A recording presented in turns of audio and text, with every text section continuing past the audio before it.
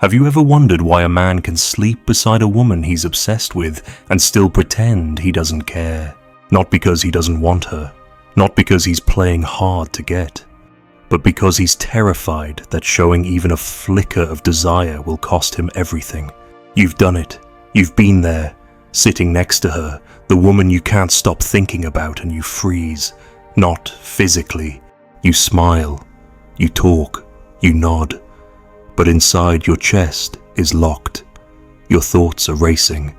You want to reach for her, say something bold, touch her hand, lean in, but you don't. Instead, you suppress it. You wait for a sign. You rationalize. You tell yourself that playing it cool is smart. That showing interest will make you look desperate.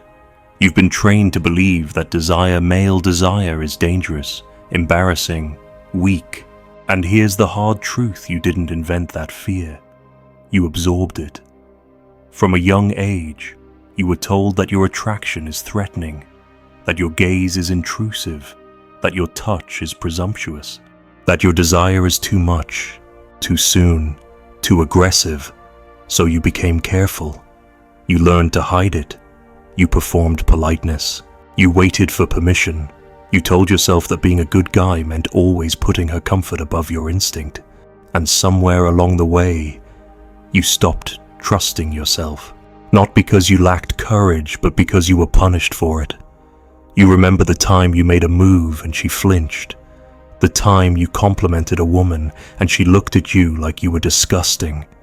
The time you were honest about your feelings and it cost you her respect. That sting, it stuck. You started calculating every word, filtering your tone, checking your temperature. You wanted her, but you didn't want to be shamed for it. You didn't want to be laughed at. You didn't want to be seen as another guy who just wants one thing. So now you overcompensate. You try to come across neutral, unattached, friendly. You act like you don't care, hoping she'll chase you. You wait for her to initiate, because if she says it first, then it's safe. You hold back your edge, your assertiveness, your desire, and she feels it, she sees it. And whether she says it or not, it repels her. Because here's what no one told you. Women are deeply tuned to emotional energy. They sense when a man is holding something back. They can feel when your body wants something your mouth refuses to admit. That dissonance, it's repulsive. It reads as fear. It reads as self-doubt. It reads as weakness. Not because wanting her is weak, but because being afraid of wanting her is. You've been told that being direct is disrespectful, that a strong gaze is too much, that a man's passion must be contained. Meanwhile, the men she obsesses over, the ones she cries about, dreams about, loses sleep over. They don't hide their desire. They don't ask for permission to feel what they feel. They don't smother their masculinity in soft language and safe gestures. They know what they want, and they let her feel it. Not in words, not in compliments, not in cheesy lines, but in the way they look at her, the way they speak with clarity, the way they own their attraction without apology. You think women fear male desire. They don't. They fear men who don't control it. They fear men who project it with entitlement, with desperation, with need, but raw, contained, unapologetic masculine desire, the kind that stands still, steady, silent. That's what drives them crazy. That's what makes them feel chosen, not chased, seen, not stalked, desired, not devoured. But you've been taught to fear even that, because for decades, society has told you to second-guess your instinct, to kill your edge, to disown your intensity. You've been told that your desire is a threat, not a gift. And now you walk around half alive, hoping she'll like you for your kindness, hoping that being harmless is enough. But it's not. It never has been. Because no woman wants a man who is afraid of himself. She may say she likes the nice guy. She may claim she wants someone respectful, sweet, emotionally available. But watch who she texts at midnight. Watch who she can't stop thinking about. It's not the one who tiptoes around her. It's the one who doesn't flinch in the face of his own hunger. The one who doesn't fold when she tests him. The one who doesn't need her to approve of his feelings in order to own them. And that's where you've been losing. Not because you're too kind. Not because you're not attractive. But because your desire is buried under layers of guilt and hesitation. You think she can't see it, but she can. And when she sees that you won't stand behind your own impulse, that you're not proud of what you feel, she loses interest. Not because you're a bad man, but because you're not a confident one. And confidence, to a woman, is everything. So what happens next? You begin to overthink. You start to compensate for the attraction you're afraid to express by trying harder in other areas. You listen more. You remember little things she says. You offer help when she doesn't ask. You become emotionally available in ways she never earned. And you convince yourself that being a safe space will eventually win her over. But deep down, you feel it, the imbalance. You're doing too much. You're censoring yourself to stay in her orbit. And it's exhausting. She's not rejecting you because you're kind. She's pulling away because your energy is submissive. You've turned yourself into a yes machine, smiling, agreeable, always on edge not to offend. You think this makes you respectable. In reality, it makes you forgettable. And that's the wound no one wants to admit, that being good doesn't make her want you. Being good just makes you safe to ignore. Let's get real. Most women don't consciously sit around plotting to manipulate men, but they respond to emotional cues even if they don't realize it. And if you, as a man, telegraph that you don't trust your own desire, that you're afraid of expressing it, they interpret that as a lack of emotional strength. A man who isn't in control of his attraction will always bend to hers. That's the core signal you send when you're overly polite, when you hesitate, when you wait for her to show interest first. You're saying, "I'll follow your lead, because I'm not strong enough to lead myself," and she will test you for it. Not always maliciously, sometimes subconsciously. She'll ignore your message for a day just to see how you react. She'll mention another guy just to watch your posture shift. She'll flirt, then pull back, just to feel how quickly you chase. And every time you cave, every time you betray your center to regain her attention, you reinforce that you're not the kind of man who can handle her. Here's what hurts: you're not even being rejected for who you are. You're being rejected for the man you pretend to be. The man who hides his attraction. The man who masks his passion with politeness. The man who thinks withholding desire will earn him intimacy. But it never does. Because women are biologically wired to respond to congruence. Your words, your energy, your posture, your eye contact, it all needs to align. If you want her but pretend you don't, you're incongruent. If you're sexually attracted to her but never flirt, never touch, never tease, you're incongruent. If you feel jealous but act indifferent, you're incongruent. And women don't trust men who are incongruent, not consciously, but instinctively. They might laugh with you, hang out with you, use your attention as a cushion for their ego, but they won't crave you, they won't need you, and you'll wonder why. Even though you've done everything right, she still keeps choosing men who don't treat her nearly as well. It's not about being good, it's about being real. And being real means standing behind your attraction like a man who doesn't need it validated, like a man who owns it without apology, without pressure, without fear.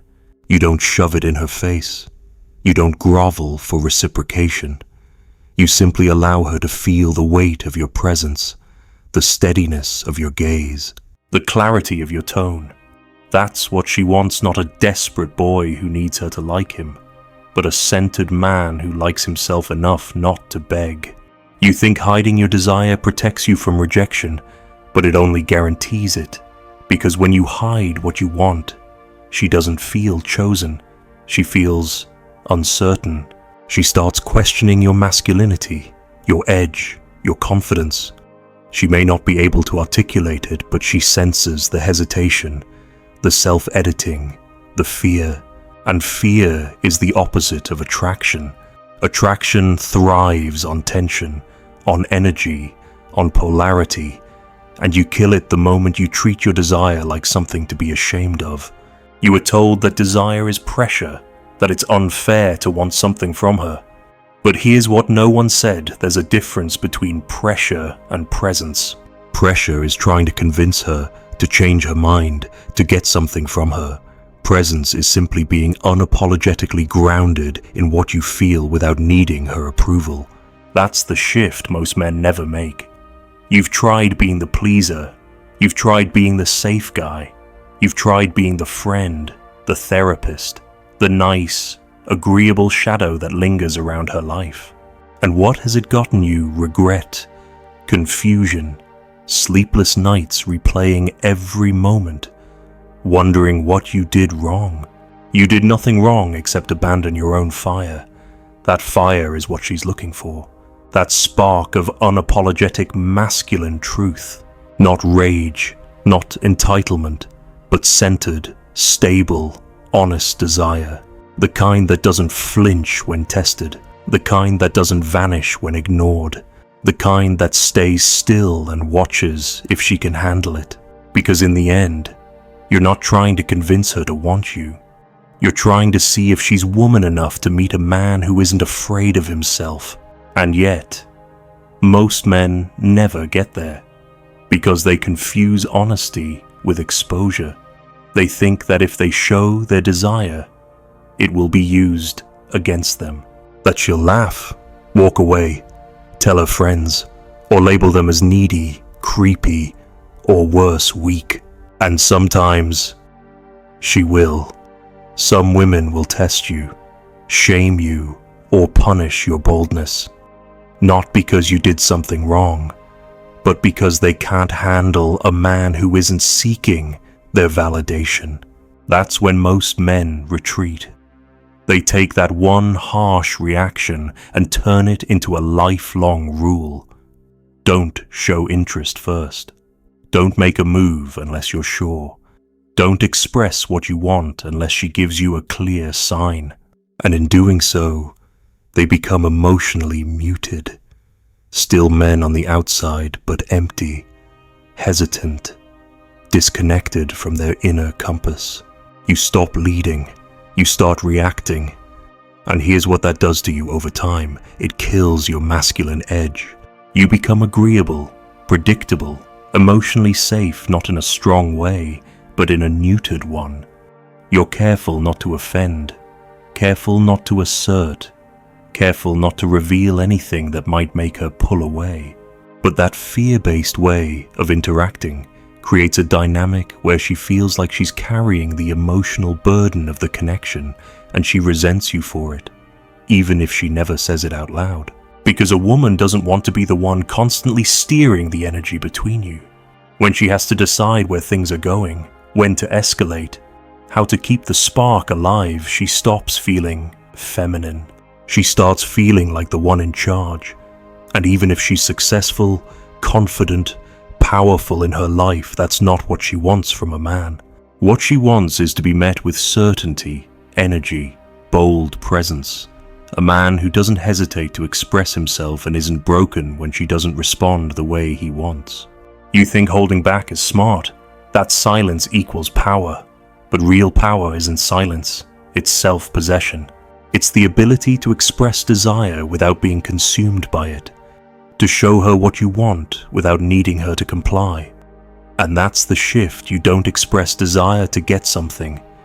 You express it because it's honest. Because it's true. Because it's who you are, and if she can't handle it, she's not the one. That's the masculine edge most men bury. And it doesn't just affect your relationships. It seeps into your career, your friendships, your self-worth. You stop asking for what you want. You start negotiating with yourself before anyone else can reject you. You become passive, waiting for signs, opportunities, approval instead of creating them. Because if you're afraid to show desire with a woman, you're likely afraid to show ambition in life. You hesitate everywhere. You tone down your voice. You wait for permission that never comes. And all the while, you tell yourself, I'm just being respectful. No, you're hiding. Respect is knowing your power and choosing not to misuse it. Fear is pretending you don't have any power at all. You're afraid that showing desire puts you at a disadvantage, that it makes you vulnerable, exposed, open to judgment. And yes, it does. But here's the truth: you can't feel alive without exposure.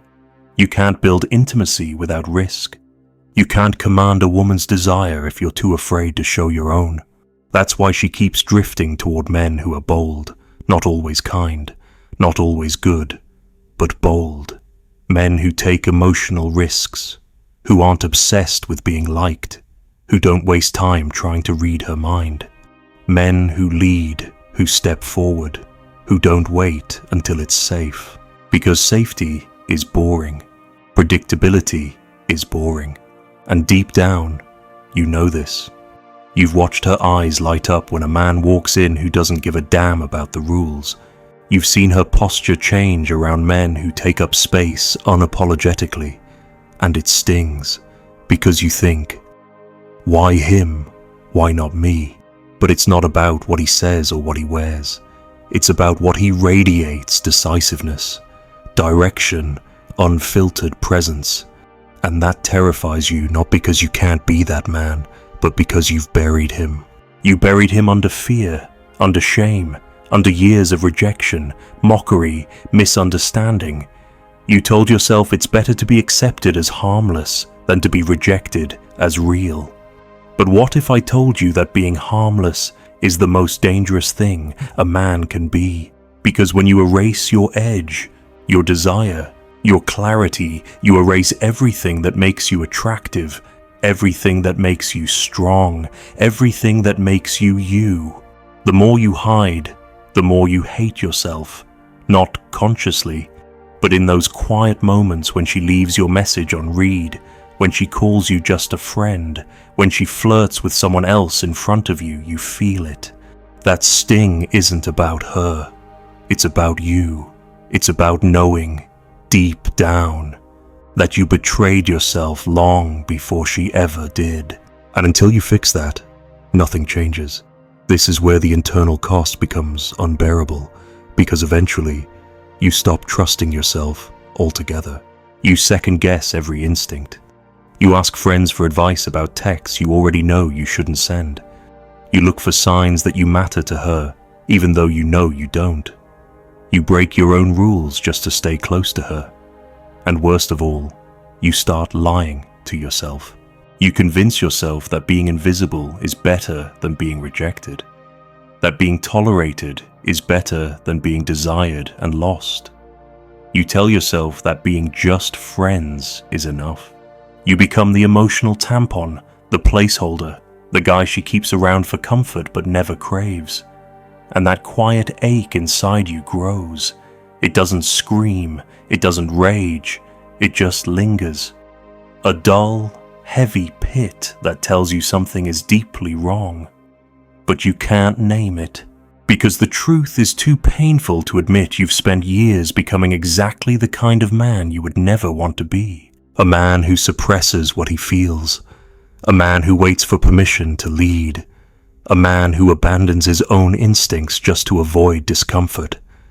You're not afraid of being alone. You're afraid of being seen. And that fear is killing you from the inside out. It's not just about women anymore. It's about your identity, your spine, your ability to take up space without apology. Because here's the cold reality: no one is coming to validate you. No one is going to tap you on the shoulder and say, it's your turn now. The world doesn't reward the quiet, obedient man who suppresses himself to be liked. It rewards the man who is whole and makes no apology for it. And wholeness includes desire. Desire is not a flaw. It's not an inconvenience. It's not a toxic trait. It's your internal compass, the raw signal of your masculine energy. When you want a woman, and you suppress that truth under layers of fake indifference. You don't become safer, you become disconnected. You become a fraud to her and to yourself. You think women don't notice when you do this, but they do. They feel it when your words say one thing and your body says another. They notice when you play it cool but your eyes linger too long. When your touch hesitates, when your voice lowers. When you fumble for words because you don't want to seem too eager. And they lose trust in you.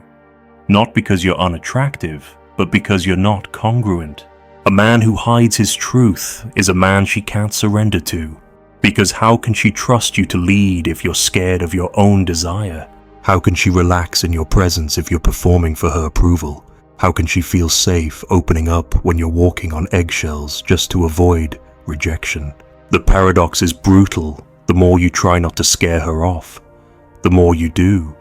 The more you try to please her, the more she loses interest.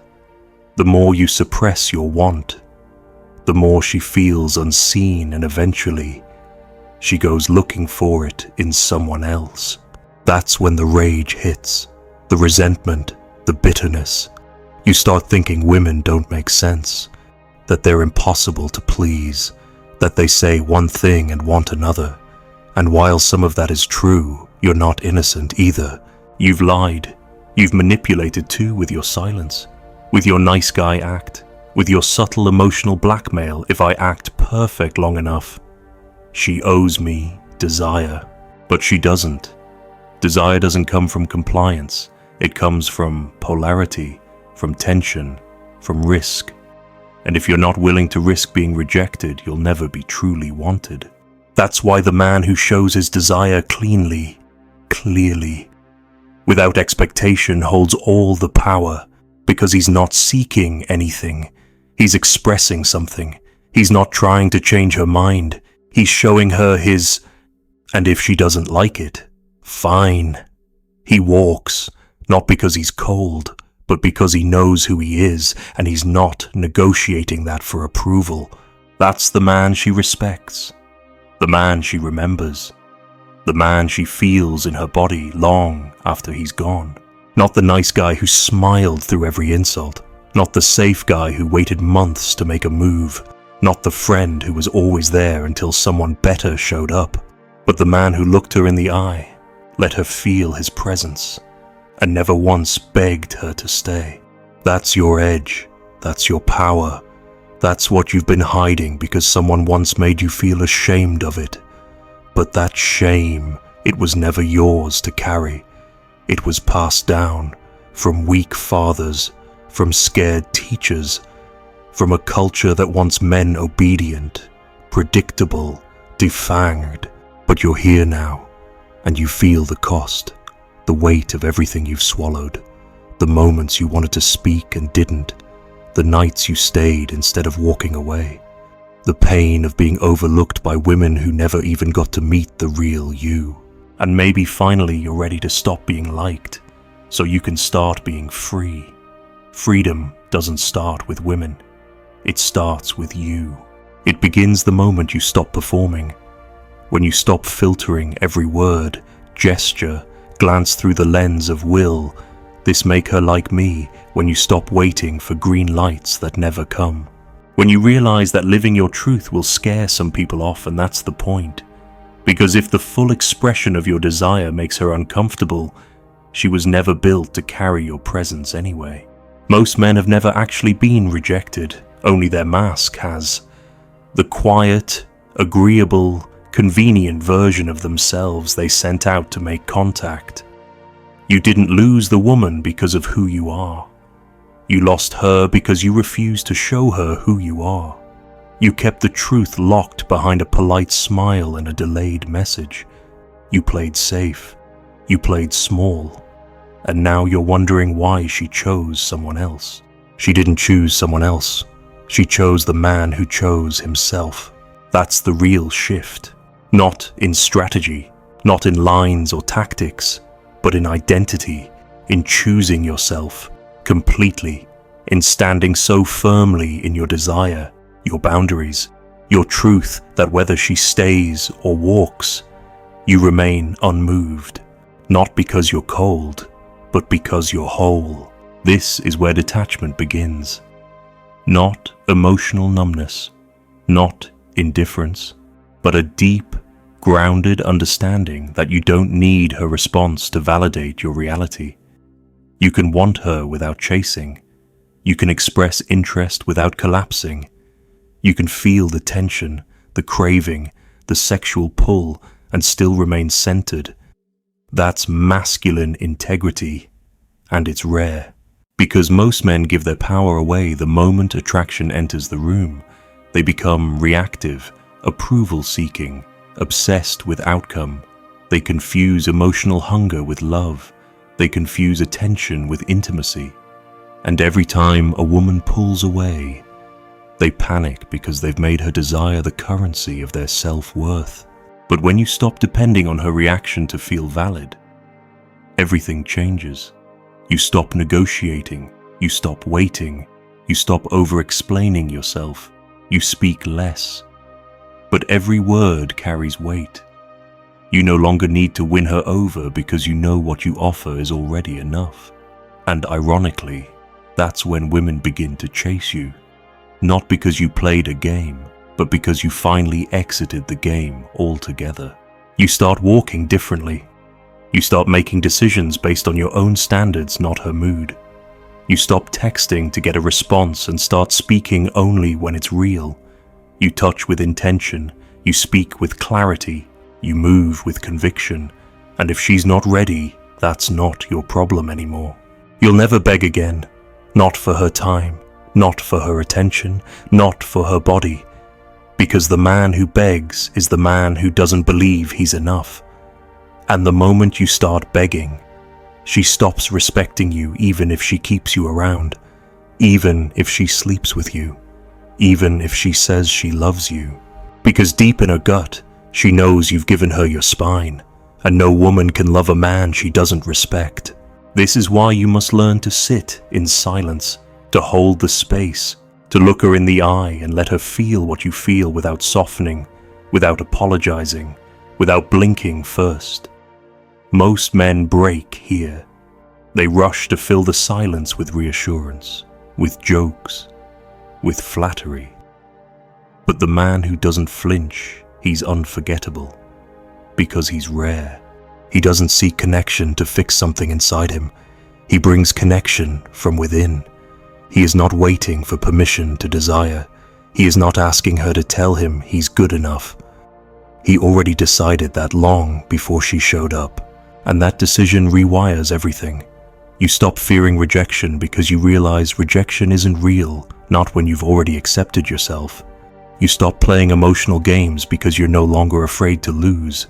You stop chasing what's unstable because you've become stable. And women feel that. They feel the difference between a man who wants them and a man who needs them. Need is repulsive, desire is magnetic, and detachment is power. Detachment doesn't mean you don't care. It means you care more about your own dignity than her validation. It means you'd rather stand alone in your truth than be accepted for a lie. It means you can want her with your full body and still walk away if she doesn't rise to meet you. Because you've finally understood being wanted isn't the prize. Being in command of your own desire is. She doesn't break you anymore. Her silence doesn't cut you. Her distance doesn't define you. You no longer spiral into overthinking because your worth doesn't live in her eyes. It lives in your spine, in your breath, in your ability to sit in the fire of want without losing your balance. That's what makes you dangerous again. That's what makes you powerful.